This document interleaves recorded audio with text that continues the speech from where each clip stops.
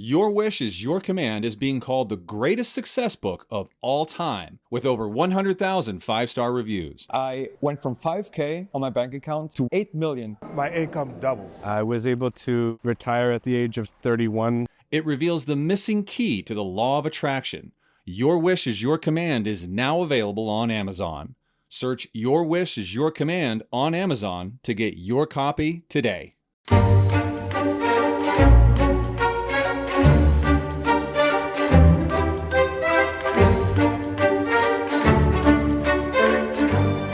In marked contrast to her childhood treatment in Scotland, where she was considered at first a sickly child unlikely to live, and later a pawn in a dynastic game, even at 5 years old, Mary was hailed as a figure of romance in France, a brave little queen who had been forced to flee the barbaric Scots, the cruel English, for the safe arms of all-embracing France.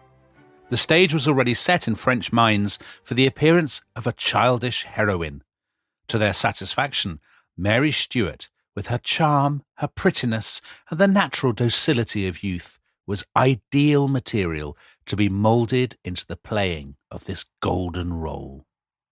So that was Lady Antonia Fraser in her celebrated biography of Mary, Queen of Scots.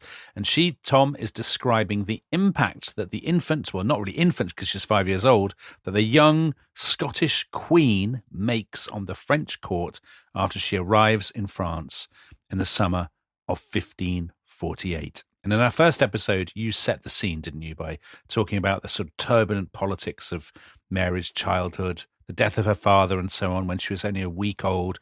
Then all this complicated political game with Henry VIII and with the French court. So just remind us what went on there. Yeah, so the rough wooing. Henry VIII wanted Mary Queen of Scots to marry his son, the future Edward VI.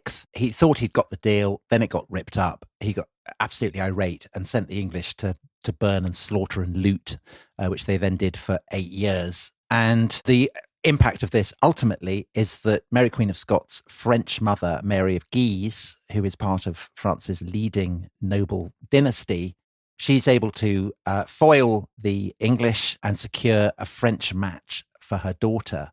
And when I say a French match, I mean it's the most brilliant French match imaginable.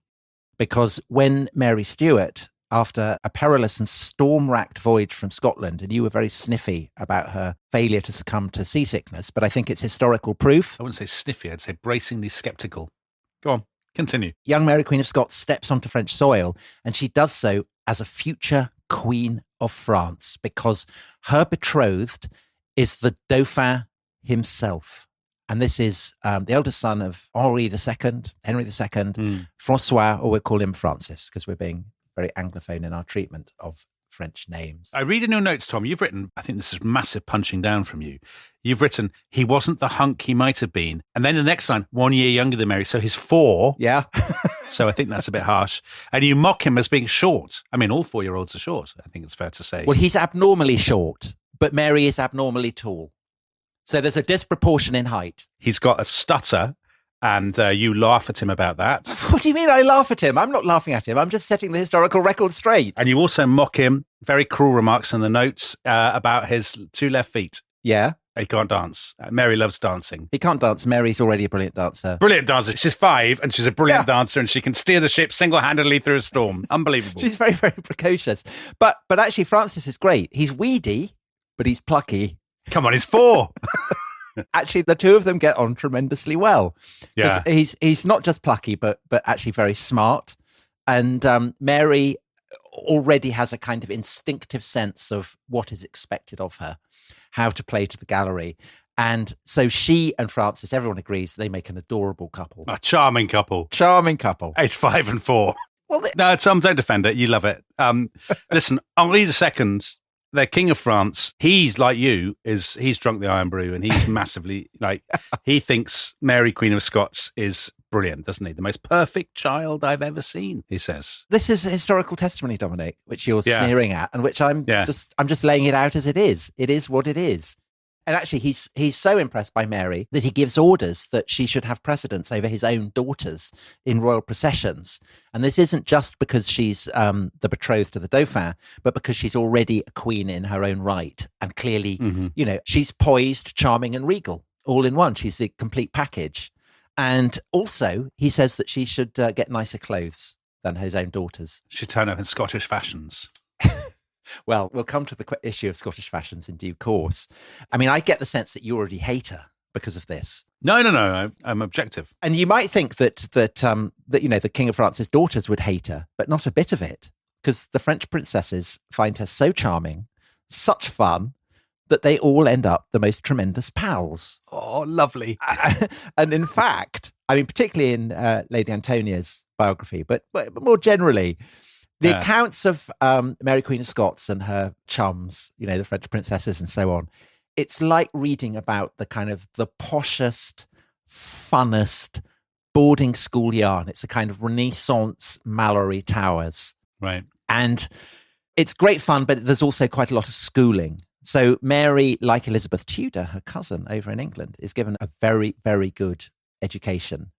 I think it's fair to say that unlike Elizabeth, she's not an intellectual. Okay. But that's precisely what makes her so charming and fun, because nobody likes an intellectual, do they? No one wants a blue stocking. No. So she's given an education that would conventionally be regarded as more appropriate to princes than princesses. But that's because she's a queen in her own right, and so therefore she has to be prepared for her role. And as John Guy, in his brilliant, I think, definitive biography of Mary Queen of Scots puts it, what she gets is the equivalent for a prospective ruler of a degree in business administration. Okay. So she works hard, but she's not a nerd. Right. Her real talent, much more, I think, than for kind of construing Livy or whatever, although she does that, is for having fun. So girls just want to have fun, and Mary Queen of Scots is the epitome of this. And it's such an amazing background for her, because this, of course, is the golden age of the chateau in France. Anyone who's been to the Loire and seen the kind of the beautiful chateau there, this is what you're getting. And Mary and Frances and the royal princesses and all their friends are kind of endlessly processing from Fontainebleau outside Paris to Blois and to Chambord on the Loire. She visits them all. And Antonia Fraser can't get enough of it. So she exclaims, beautiful gardens, beautiful galleries, so many other beauties. Oh, how charming. But her biography is brilliant on this. I mean, it brilliantly evokes what she describes it as the kind of the dreamlike quality of Mary's upbringing in France. She's got ponies, of course. She's got lap dogs. She's got falcons. She has amazing clothes. I mean, the King of France himself has said she has to have the best clothes possible. So she has gloves of dog skin and deer skin. She has velvet shoes of every conceivable color, amazing gowns and dresses and trains. And she has so many jewels that she needs 3 brass chests just to hold them. So, as I say, the most tremendous fun. But of course, in boarding school stories, you're away from home. And so the issue of homesickness is always there. And so people may be wondering, well, Mary's a young girl who's gone to a foreign country. Is she ever homesick? And I think the answer to that is that to begin with, yes, she misses her mother very badly. And in fact, Mary of Guise will only once be able to make it out of Scotland and come and see her in France. And the reason for that is that she is literally holding the fort back in Scotland. She's got Stirling Castle, and she's surrounded by people who would quite like to see the back of her. And the person who particularly like to see the back of her is the Earl of Arran, who is next in line to the Scottish throne, and is this guy who is kind of endlessly shifting and running away from defeats and things like that. Yeah. And so Mary of Guise thinks he's a bit of a loser, and she strikes in the spring of 1544. And the reason that she does then is that by this point, her daughter, Mary Queen of Scots, is 12 years old. And this is the kind of age when it's felt that she is able to kind of start picking up the reins of power. So Mary of Guise has prepared her tactic well. She's got people on side, and she persuades Arran to resign the regency in exchange for kind of various bungs and benefits and bribes. Mary of Guise, this foreign woman takes his place as the regent of Scotland. And of course, this is yet another consolidation of French control over Scottish affairs. Yeah. And even as this is going on, back in France, the Queen of Scots is becoming ever more of a French princess. Now you say that, Tom, but am I not right in saying that she does dress sometimes in Scottish national dress to amuse the locals? So that's nice, isn't it? Yes, and this is defined in France as being basically animal skins, which is not Scottish national dress, but this is what they think. So it's a kind of mockery, right? And she's complicit in it, or are they dressing her up against her will, or how does it work? A bit of both, I suspect.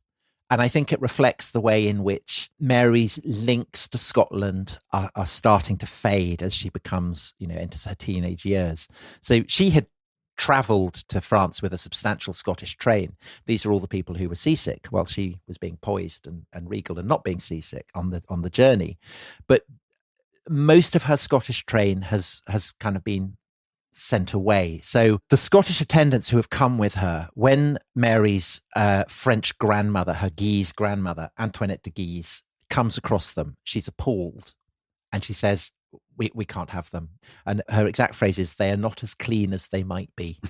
So essentially, she's offended by Scottish standards of hygiene.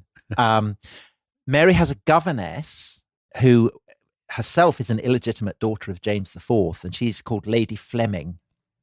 She's stunningly gorgeous. So John Guy describes her as beautiful and voluptuous. And she was known by the French as La Belle Écossaise, so the beautiful Scotswoman. And she has a fling with Henry II, the French king. And this in itself wouldn't have been particularly a problem, except that she ends up pregnant and thereby precipitates a scandal. And so she gets dismissed and sent back to Scotland in disgrace. However, it is not a completely scot-free zone, because Lady Fleming's daughter does remain with Mary in France. And she is one of 4 Scottish girls, all of Mary's age, all of noble birth, all called Mary, who constitute, we've now moved on from boarding school stories. These are now Mary's squad. Right. This is like kind of gaggle of teenagers in Beverly Hills or whatever. So you've got the daughter of Lady Fleming, Mary Fleming. She's Mary Stuart's cousin. She is the highest ranking of all the 4 Marys, so you might call her Posh Mary. Then there's Mary Livingston, who loves hunting, loves dancing, loves archery, so you might call her Sporty Mary. Then there's Mary Beaton, who is the most beautiful, so you might call her Pretty Mary.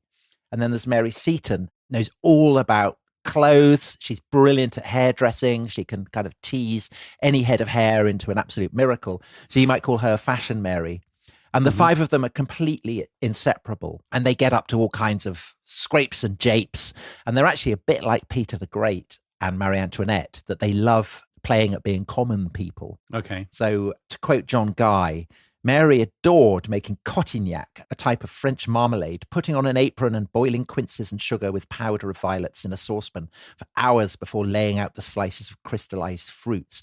And she gets the 4 Marys to help her, and they have a special kitchen that is kind of created in their apartments, and they put on aprons and pretend to be kind of servants or bourgeois women organizing, the housework and the house routines and things like that. It's all such fun.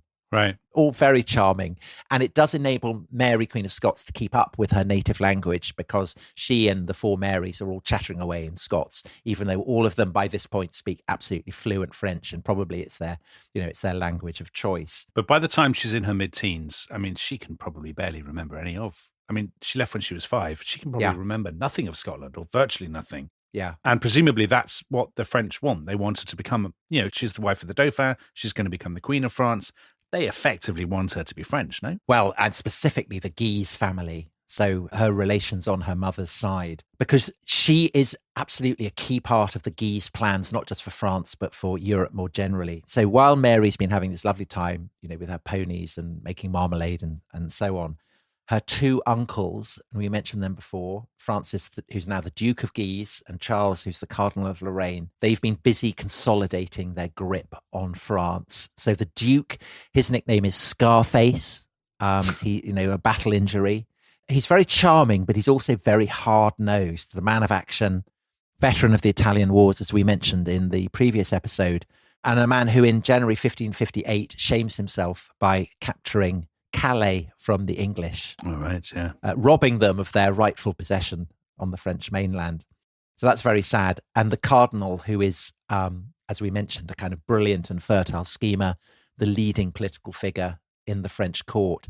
And the pair of them remind me of the Duke and the Cardinal in The Duchess of Malfi, the Jacobean drama. There's a kind of quality, I think, about them that conveys everything that Protestants tend to find sinister about Catholic powers and courts at this time. Right. They have a kind of Borgia vibe to them. Yes, exactly. And why they want Mary is not just to, if Mary and Francis have children, then their grandchildren will be kings of France, presumably. But their ambitions are higher than that. They want to forge a kind of Franco-British empire that will be under their thumb. And so step by step, they've been putting the building blocks in place. So they have Mary Queen of Scots in their grasp. Her mother, their sister, Mary of Guise, is ruling Scotland as regent. And then on the 24th of April, 1558, their niece, Mary Queen of Scots, marries the Dauphin. And Mary writes to her mother back in Scotland on the morning of her marriage. And she says, all I can tell you is that I count myself one of the happiest women in the world. And of course, she's an absolute wow at the wedding. Very shockingly, very innovatively, she wears a completely novel colour at her wedding, and that is white. In France, unheard of to wear a white dress. And she does this because she knows that it will suit her complexion and her auburn hair. Great festivities, gold and silver coins tossed out into the crowds, and the wedding banquet features 6 giant mechanical ships that kind of glide around the banqueting hall, and it's all great fun and absolutely brilliant, and everyone has a wonderful time. Now, what does this wedding mean for Scotland and its continued independence? So objectively, publicly, nothing, it would seem. So 9 days before she gets married, Mary signs and seals a promise to uphold, and I quote, Scotland's freedoms, liberties, and privileges. Okay. But behind the scenes, things are slightly different. So 11 days before she'd signed that pledge that Scottish independence will be maintained, Mary had been given another document that had been drawn up by her Guise uncles, which is top secret. Nobody talks about it. And it's been drawn up in very florid legal jargon, basically to kind of dazzle Mary, who's still only 15 years old. But when she puts her seal to it, she is effectively agreeing to a completely bombshell promise that if people in Scotland knew about it would cause outrage. Because what Mary says is that if she dies without an heir, then her husband, Francis, presumably who's going to become the King of France, and all his successors, so all the future kings of France, will rule as well as the kings of Scotland. So Scotland will become part of the French kind of fiefdoms. Crikey. They also write in that Mary's had this wonderful education, doing her business studies and stuff, all her ponies, all her dog skin gloves and everything. Right. And that therefore the Scots owe France 1 million pieces of gold for it. What? So a very expensive boarding school education. That's a very expensive boarding school. And effectively it's a blueprint for turning Scotland into a province of France. Oh, the French. God, who would have thought that they would behave like such snakes? And here's the thing. They're not just, that's not even the limit of their ambitions, right? No. Because they're also, this is the really shocking thing, they have their eyes on a much greater prize, some would say, which is our own beloved country of England. Unbelievable. Shocking. And again, it's Mary who is the key to this plan. Because, and we haven't touched on this yet, but it's very, very important part of Mary's story. We've talked about how she's a Stuart, the royal line of Scotland. But she also has the blood of the Tudors, the English dynasty, in her veins. And this is because her grandfather, James IV, the guy who had died at the Battle of Flodden, he had married the sister of Henry VIII, Margaret, so Margaret Tudor. And by 1558, so when Mary is marrying the Dauphin, this has come to take on a potentially enormous dynastic significance. So we left England under the rule of Edward VI, the young Protestant heir of Henry VIII, but he had died in 1553, and he'd been succeeded by his elder sister, Mary Tudor, who is a Catholic. But she, in the months following Mary Stuart's wedding to the Dauphin, has fallen ill and potentially fatally ill. And so the question that is being asked in France as in England is, well, if Mary Tudor dies, who is going to succeed her? Now, of course, she has a younger sister, Elizabeth, but the claim of Elizabeth to the English throne is viewed in France, and particularly by the Guise, with contempt. So as the Cardinal of Lorraine, the subtle, one might almost say sinister power player at the French court, points out, Elizabeth is the daughter of a witch, namely Anne Boleyn, who had been put to death by Henry VIII, and her daughter Elizabeth had been declared a bastard by Act of Parliament in 1536. So she seems to be ruled out of the succession, in the opinion of the Guise. And worse than that, of course, she's a Protestant. And no cardinal is going to think that a Protestant should succeed to the throne of England. And so the Cardinal of Lorraine argues that the throne should not pass to Elizabeth, but instead to the next in line, who, of course, just happens to be his own niece, Mary Stuart. So shocking developments. Okay, so that is potentially, that would be momentous. That would give the Guise family control over not one kingdom, but 3 kingdoms. Yes. And so when Bloody Mary Tudor dies on the 17th of November, 1558, they're straight in there, aren't they? They say, our niece, Mary, Queen of Scots, the Queen in waiting of France, is now the new Queen of England. And they really mean this. This isn't just a performative gesture. That this is a serious part of their ambitions, of their kind of geopolitical ambition, right? I think they do mean it seriously, but of course there is a slightly performative element because they want to treat Mary as though she is the Queen of England. And so the English coat of arms starts featuring alongside those of France and Scotland, in the doorways and the crockery and the plates and things that the Dauphin is using in his palace. And when ushers clear a way for Mary Stuart, going through the chateau or whatever, they are crying out, make way for the Queen of England, which is obviously very heady stuff for Mary. Brilliant. She's Queen of Scots. She's now the Queen of England. Soon she's going to be the Queen of France. And that moment arrived very soon, because on the 10th of July, 1559, the French King Henry II dies of a sports injury. He's been in a tournament and the lance goes through a gap in his helmet into his eye, and he dies very soon afterwards. And 2 months later, on the 15th of September, 1559, Mary's husband is crowned the King of France. And again, Mary is a massive fashion success. She wears white. She looks dazzling. All the other members of the royal family are in black, so they look very dowdy compared to her.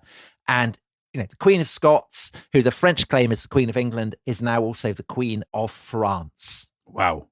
To quote John Guy, wherever the French court came to rest and whichever towns it visited, the heraldic arms of Francis and Mary were blazoned with those of England on the gates. So she has done very well for herself. Queen of Scots, Queen of France, Queen of England, and she's about 16 or something, and she's very glamorous and all this. The only slight flaw I can see in this fly design in the ointment is that she's not actually the Queen of England. No. So this is a big problem for her, because now the person who is the Queen of England is her cousin, Elizabeth Tudor. And this is the person who in all the films and the books and the operas and whatnot is her arch enemy. And you can see why that would be the case, right? Because if you're Elizabeth I and you've spent your life, being declared a bastard and being locked up in various houses and all of this, the arrival of this new contender over the channel in France, who's also very glamorous and whatnot, if you're Elizabeth, you presumably absolutely hate the very mention of Mary Queen of Scots' name. Well, I think that what you do initially is to ensure that powers across Europe do not recognize this potential rival to your throne. And this is exactly what Elizabeth and her diplomats do. So they ensure that, for instance, Mary Tudor's husband, who was the King of Spain, Philip II, that he recognizes Elizabeth as queen. And even though Philip is Catholic and Elizabeth is Protestant, Philip II does recognize her. And the reason for that is that he's desperate to keep England on board in his ongoing struggle with France. Yeah, of course. So power politics trumps kind of religious affiliations. Mm-hmm. This in turn means that the Pope has to recognize Elizabeth because the Pope is under Philip II's thumb. Yeah. And so he has to do what Philip says. And it's also implicitly agreed even by the French themselves, because on the 2nd of April, 1559, they sign a treaty with England, the Treaty of Cateau-Cambrésis, which effectively is the treaty. I mean, it's kind of complicated, but in its practical effect is that the English acknowledge that they have lost Calais. And the quo for the quid is that the French implicitly accept that Elizabeth is Queen of England. Right. And obviously this is terrible news for Mary, because not only has her claim to the English throne been sidelined, but actually the guys who have signed this treaty with the English are her own uncles, the Guise, the people who've been saying you're the Queen of England. Right. Because it was the Duke of Guise who had captured Calais, and so he wants to confirm his military achievement. And it's doubly bad for Mary because all the kind of claims to the English throne, as you said, it's alienated Elizabeth, but it's particularly alienated two key operators at the English court. And one of these is a guy called Sir Nicholas Throckmorton, who is Elizabeth's ambassador to France, who is a very, very committed, hot Protestant, and therefore very opposed to the idea of England having another Catholic queen. And he has been very busy making copies of Mary's offensive heraldic arms. So all these ones with England's, the English coat of arms being quartered with the French and Scottish coat of arms. And he's sending them back to London. And there they are being read by Elizabeth's most trusted servant, her chief minister, who is a man called William Cecil, who, like Throckmorton, is a very, very committed Protestant. He's passionately loyal to Elizabeth, but he's even more passionately loyal, I would say, to the Protestant cause. And he's also a man who's long been interested in Scottish affairs because he had fought with Edward Seymour, the Duke of Somerset, at the Battle of Pinkie, the disastrous defeat that in a way had precipitated Mary going to France. So these two Protestants with the ear of Elizabeth, they loathe Mary and they see her as a potentially mortal threat, not just to Elizabeth, but to the Protestant cause in England. And so they are completely committed to stopping the Catholic Mary ever succeeding to the English throne. And they're so committed to that actually it's Cecil's real ambition is not just to stop Mary becoming Queen of England, but to topple her from her Scottish throne. So Mary, I think, is oblivious to this, but she has made herself an enemy who, as events will prove, is as subtle and dangerous an enemy as any queen could have. And while this has been going on, of course, there have been tumultuous events in Scotland, back in her homeland, events that threaten not just the future of Catholicism in Scotland, but Mary's own survival as queen. Tom, let's find out about those after the break. Let's. This episode is brought to you by Rocket Money. Tom, we often talk about how to organise our finances. I'm very conscious that I'm paying for a lot of mad subscriptions. And there's one thing that we've talked about often on this show. It's the thing that we probably hate more than any other, and it's a hidden fee. I would love to get my finances under control. There are all these things piling up on our bank statements, and I think I need to fix this problem. I need to sort this out and to stop this. I mean, my finances are so chaotic that I need this app. So I'll tell you what it is. It's called Rocket Money. It's a personal finance app that helps find and cancel your unwanted subscriptions. It monitors your spending and it helps to lower your bills so that you can grow your savings. With Rocket Money, you can track all of your subscriptions and you can easily cancel within the app with just a few taps, saving you time, avoiding charges. And you can also set budgets and goals and get personalized insights and regular reports to track how you're doing. They will even send you real-time alerts for large transactions, upcoming bills, refunds, and even low balances. So let Rocket Rocket Money help you reach your financial goals faster. Join at rocketmoney.com/ishistory. That's rocketmoney.com/ishistory. rocketmoney.com/ishistory.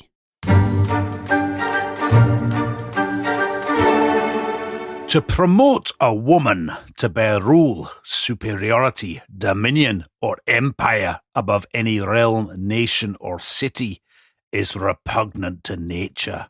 It's contumely to God, a thing most contrary to his revealed will and approved ordinance. And finally, it's the subversion of good order, of all equity and justice.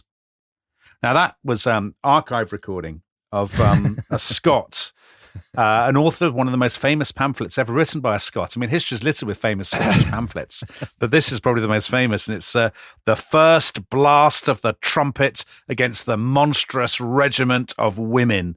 And disappointingly, monstrous regiment there actually means the kind of unnatural rule of women. I'd always thought of it as being, a military squad of women with bayonets marching towards cannon or something. Now, its author, you describe in your notes, Tom, as top feminist and funster, John Knox. So he's the great sort of godfather of the Scottish Reformation.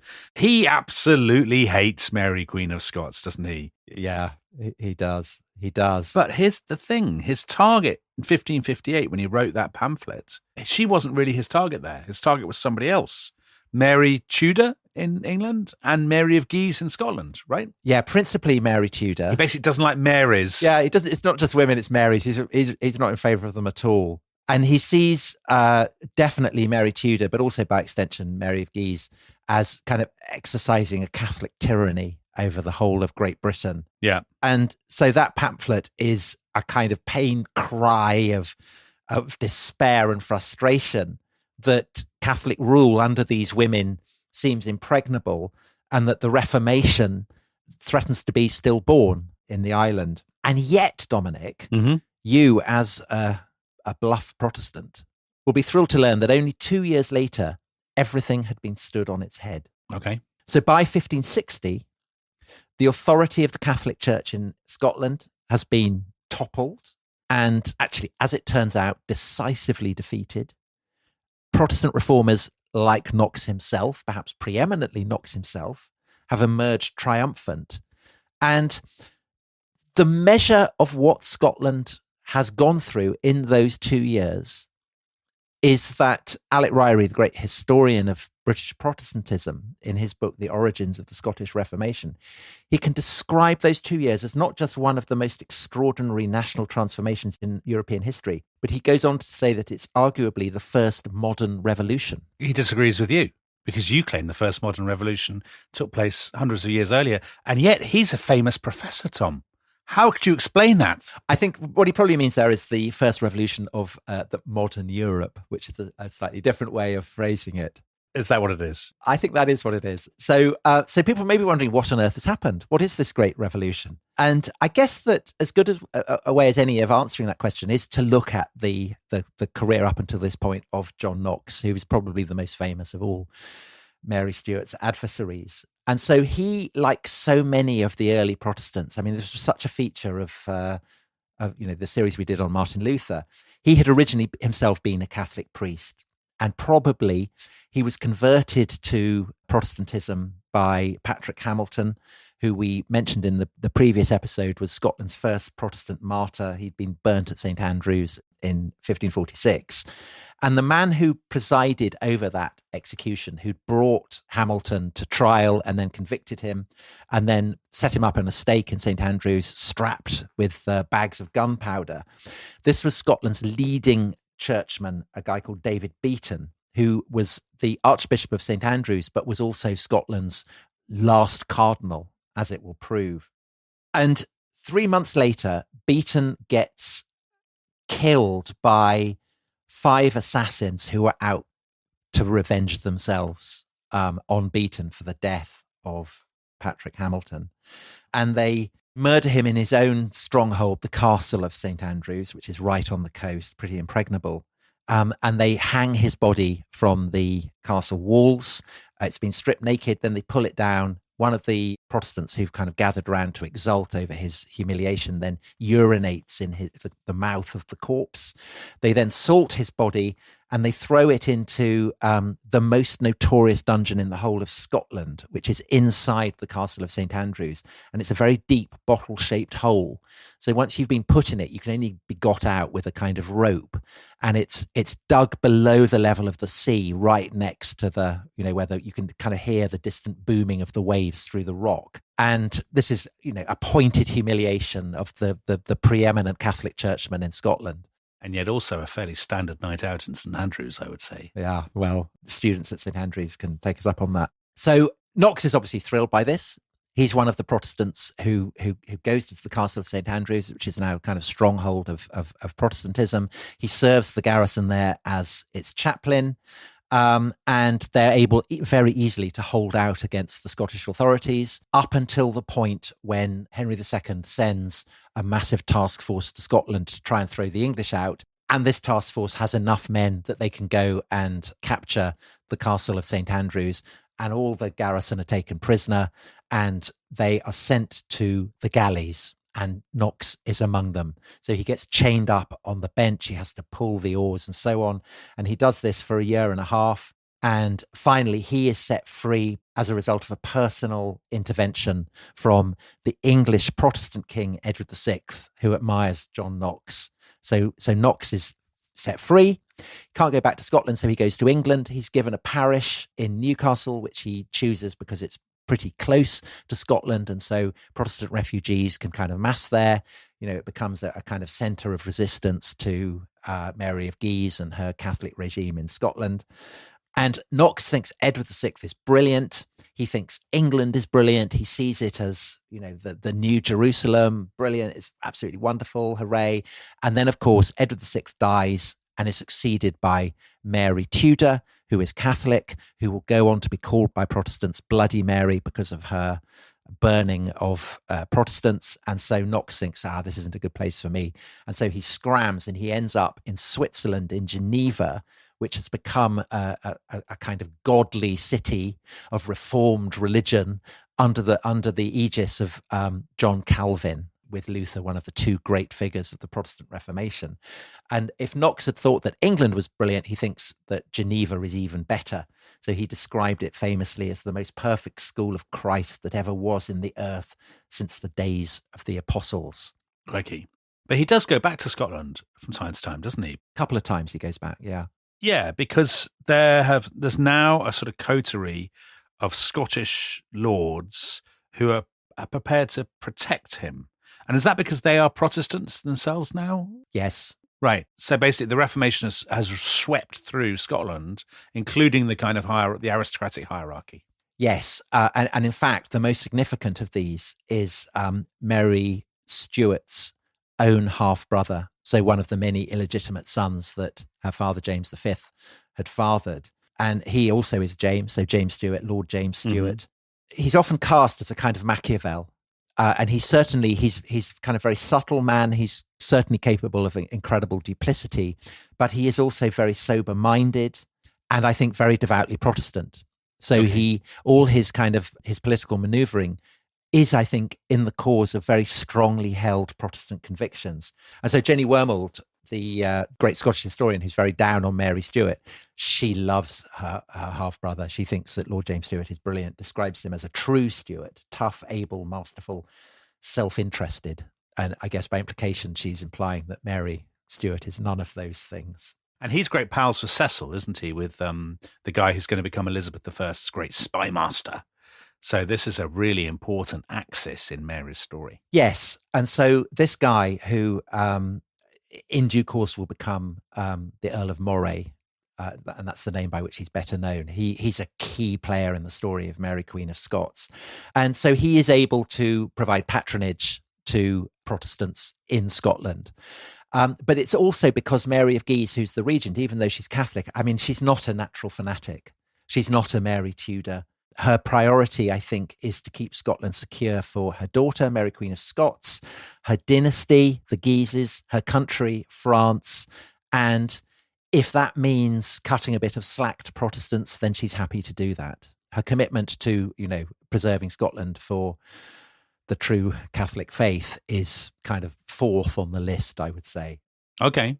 But then, presumably, what changes everything is the death of Mary Tudor in 1558 and the fact that Elizabeth becomes the Queen of England, because Mary was not an old woman. So she could have lived for 10 or 20 years. This is Mary Tudor, 10 or 20 years more. But with her death and the accession of Elizabeth, the whole kaleidoscope takes another turn. Well, why does it take such a turn? Is it basically because England now, between Scotland and France, is ideologically different, and therefore there's a new impetus towards Protestantism in Scotland? Why does Elizabeth's succession make such a difference to the story? Having a Protestant on the English throne, obviously, is a massive destabilizing factor, certainly for Mary of Guise. And the reason that it's a disaster is that it goes with the grain of trends within Scotland.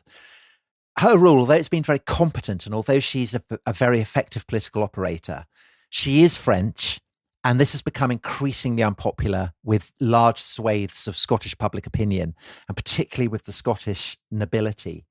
And so by the time that Elizabeth becomes queen in England, there are nobles in Scotland who are starting to think that France is playing the role in the national demonology that the English traditionally have played. So there is one resentful lord describes the alliance with France, the old alliance, as an iron hook that hath caught and killed afore now the most part of our ancestors, which is a kind of massive rewriting of history. And part of the reason for this isn't just dislike for the kind of heavy-handed character of the French garrisons that are providing Mary of Guise with her muscle in Scotland. It's also that she is trying to provide Scotland with the kind of centralized rule that she, as a French aristocrat, takes for granted. She thinks this is what is required for a successful modern state. And again, Scottish nobles feel resentful of this. They feel kind of cut off from her patronage. They feel that the traditional roads by which they can source power are being closed off to her. And then on top of that, there's the continued presence of their own queen, so Mary Stuart, Mary of Guise's daughter, in France, which is, I think, experienced by many Scots, not as redounding to Scotland's glory, but as a national humiliation. And we talked about this when we did Marie Antoinette, the way in which often foreign queens in France are kind of hostages. They're held there in a gilded cage to ensure good behavior from the country that the queen has come from. So a group of these guys have already formed. I mean, I tell you what they love in Scotland. They love a covenant. They can't get enough of covenants. Covenants like tea cakes, iron brew, they love all that. They've pledged themselves to the Reformation. And with the arrival of Elizabeth, these sort of, these people, what do they call themselves? The Lords of the Congregation. Yeah. They now think, brilliant, we've got a Protestant monarch in England, and we can actually use this now. The time has come to kick the French out of Scotland and actually to completely turn the alliance system on its head and to have an ideologically based Protestant alliance with the old enemy, with the English. Yes. And Dominic, you might say the kindling has been laid, but the spark needs to be provided. And the spark is provided by the return to Scotland on the 2nd of May, 1559, of John Knox. And I think it's fair to say that just as Mary of Guise is kind of unsettled by the accession of Elizabeth in England, so also, ironically, is John Knox, because John Knox is actually very, very pro-English. He had wanted to go to England rather than to Scotland because he thought that the English were naturally much holier. Always very grateful to Edward VI, always kind of held a slight candle for England. But it's unfortunately his blast of the trumpet against the momentous regiment of women, which he had targeted against Mary Tudor, comes out just as Mary dies and is succeeded by the Protestant Elizabeth. And Elizabeth is massively offended by it. To be fair, you can see why. I mean, of course you can. And so she bans Knox from England. And so, faute de mieux, Knox ends up going to Scotland. So Knox actually, ironically, is a bit like Mary. His loyalties primarily are to a foreign country. Right. Knox would rather be in England. Mary would rather be in France, but they both end up in Scotland. And Knox's arrival in Scotland, as I said, has this kind of incendiary impact. So in Perth, he gives a brilliantly inflammatory sermon that sets mobs roaming the city, attacking the city's monasteries. He gives another sermon in St. Andrews, and the congregation rush out and start disassembling the local cathedral. And all across Scotland, he inspires these kind of waves of godly vandalism. Abbeys are stripped bare, and people go into the orchards of friaries and chop them down and take all the apples. And my favourite detail is that lots of godly reformers go into the gardens kept by the monks and literally pull up all the flowers by hand. These are flowers are offensive unto the eyes of the Lord. And I guess the key indicator that Knox and the lords of the congregation have the wind in their sails comes when the Earl of Arran, who we've been fingering throughout this story as Scotland's supreme trimmer, a guy who's constantly responding to the blowing of the wind, he changes sides. So initially he'd been a supporter of Mary of Guise. Then by September 1559, he thinks, oh, it's all up with her. I'm going to switch sides. And he brings over a whole nother swathe of the Scottish nobles. So that by October, most of the lords, certainly in the Scottish lowlands, it's different in the Highlands, which of course are that much more remote, but most of the lords in the Scottish lowlands are openly ranged against Mary of Guise, the French regent. And in fact, there are only two leading noblemen in the lowlands who stay loyal to her. And one of these is Lord Seaton, who is the brother of Mary Seaton, Fashion Mary, the one who's, very into her fashion. And the other is a guy called James Hepburn, who is the son of Patrick Hepburn, who we mentioned in the previous episode, the Earl of Bothwell, who was the hereditary Lord Admiral and Sheriff of Edinburgh, who Mary of Guise had been flirting with.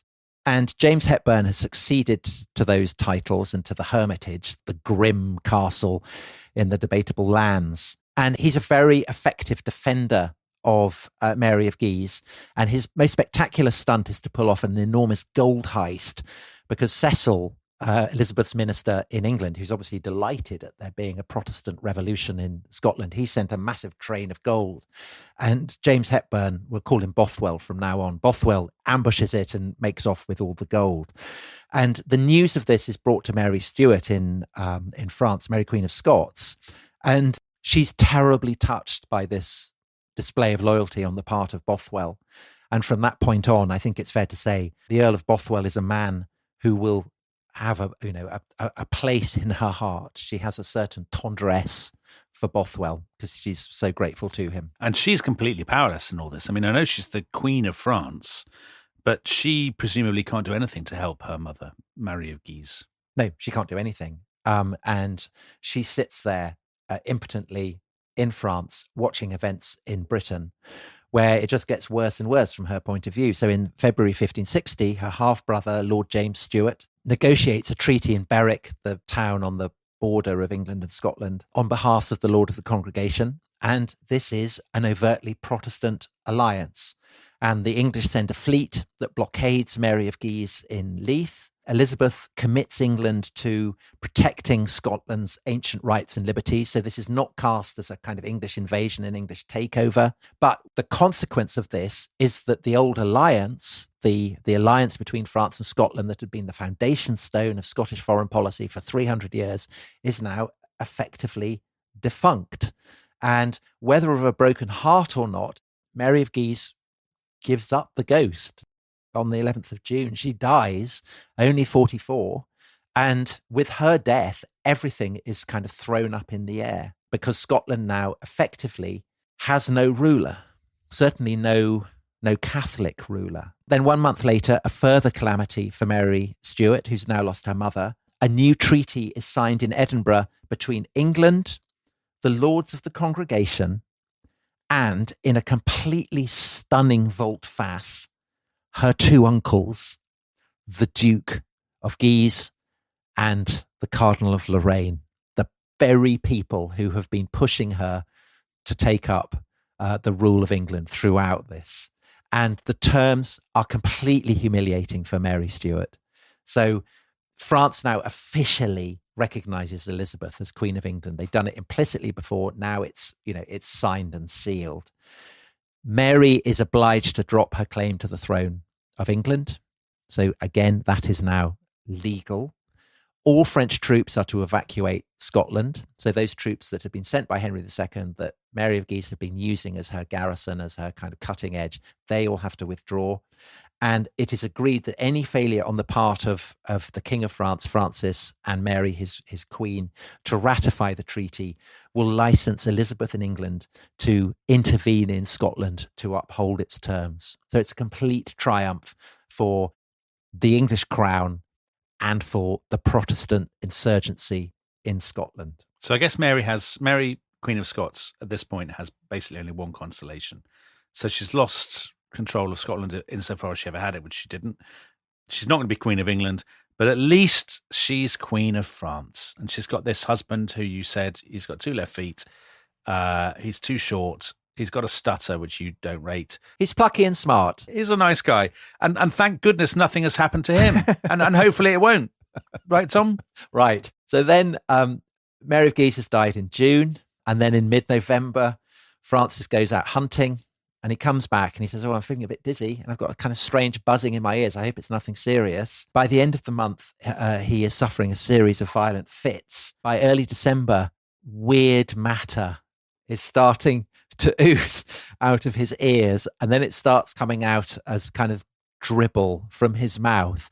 And obviously, this isn't a good sign.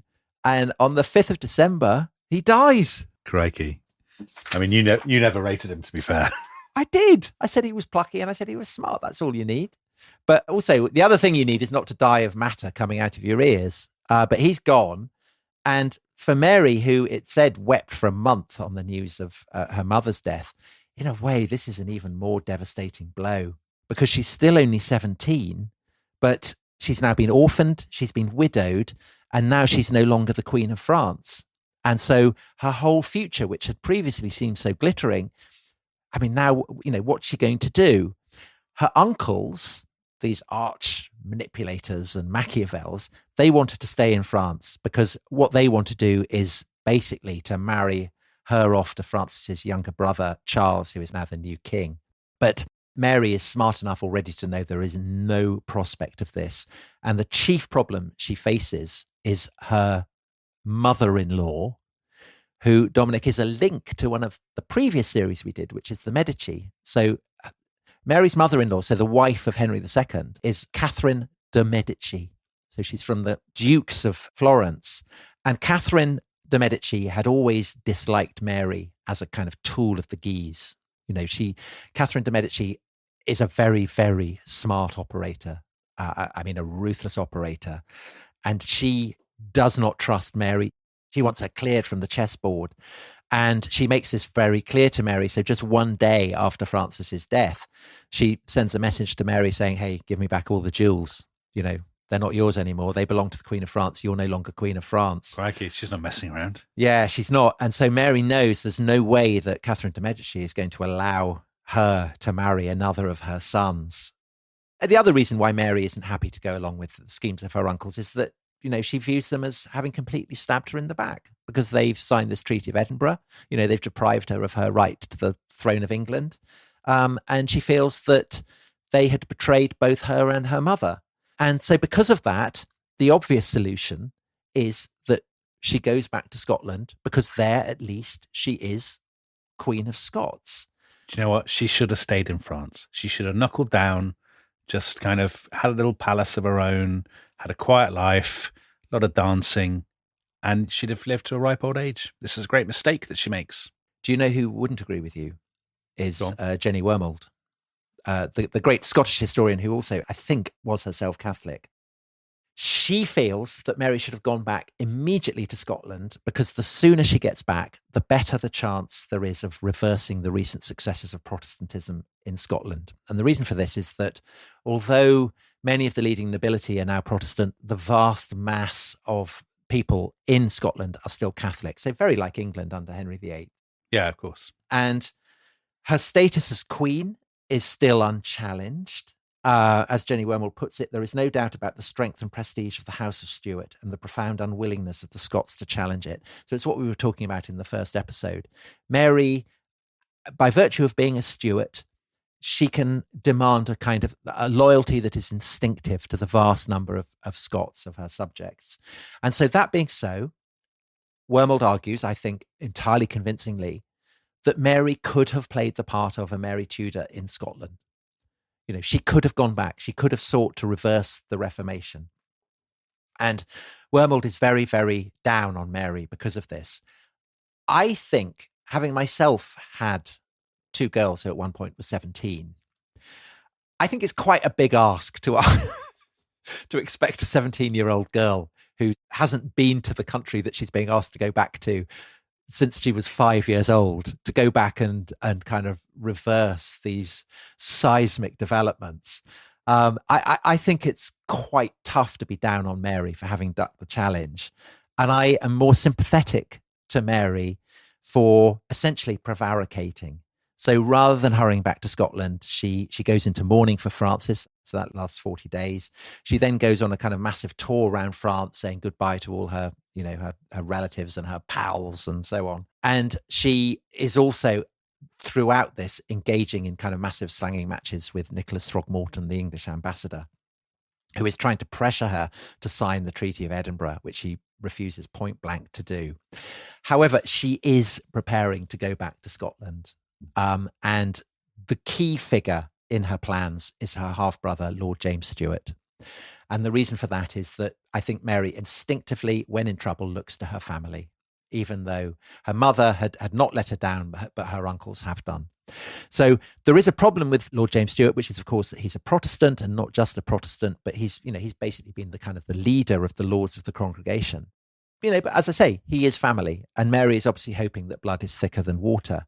And sure enough, between them, they arrive at a kind of an agreement, compact, that, when it's announced, appalls both her Guise uncles and John Knox. And the reason for that, the reason that the compact appalls the Guise, is that Mary promises to recognize the Reformed Church, the Protestant Church that, John Knox is kind of now the leading light of, as being Scotland's official church. In return, she will be allowed to celebrate the Catholic Mass in her own chapel at Holyrood, which is the Royal Palace in Edinburgh. And I think there's no real question as to who gets the better of that deal. Clearly, Mary is selling Catholic Scotland down the river, really. Right. But at least she'll be able to go back as queen, right? So, it's a big win for her. And as a Catholic queen. And so she leaves Calais on the 14th of August, 1561. And with her go her four beloved Marys. And they stand on the deck saying adieu, adieu, bidding tearful farewells to France, mourning the fact that they worry they will never see France again, which is entirely accurate. Mary will never see France again. They're a bit worried because Mary still hasn't signed the Treaty of Edinburgh with Elizabeth, and so they're worried that the English may be, looking out for her to try and take her hostage. And in fact, as they are going up the Northumbrian coast, one of her transport ships, which is carrying her horses, gets picked up by an English patrol ship on suspicion of piracy and taken into Newcastle. So these horses are impounded, and it will take 3 months for them finally to be sent north to Edinburgh.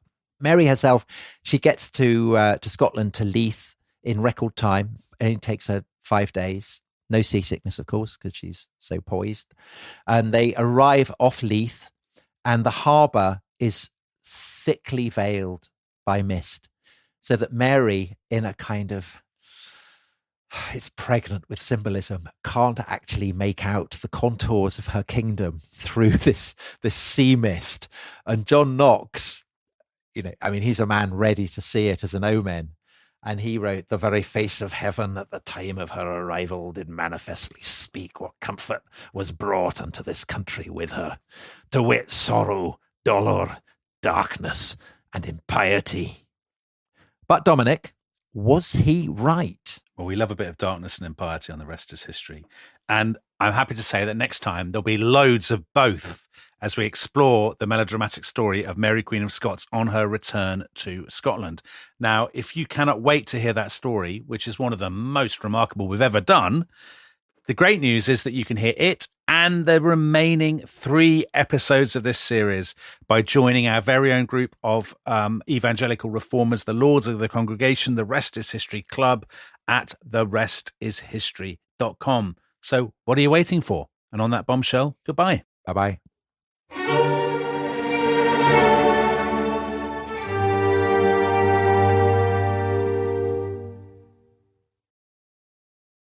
Well, the holidays have come and gone once again, but if you've forgotten to get that special someone in your life a gift, well, Mint Mobile is extending their holiday offer of half off unlimited wireless. So here's the idea. You get it now, you call it an early present for next year. What do you have to lose?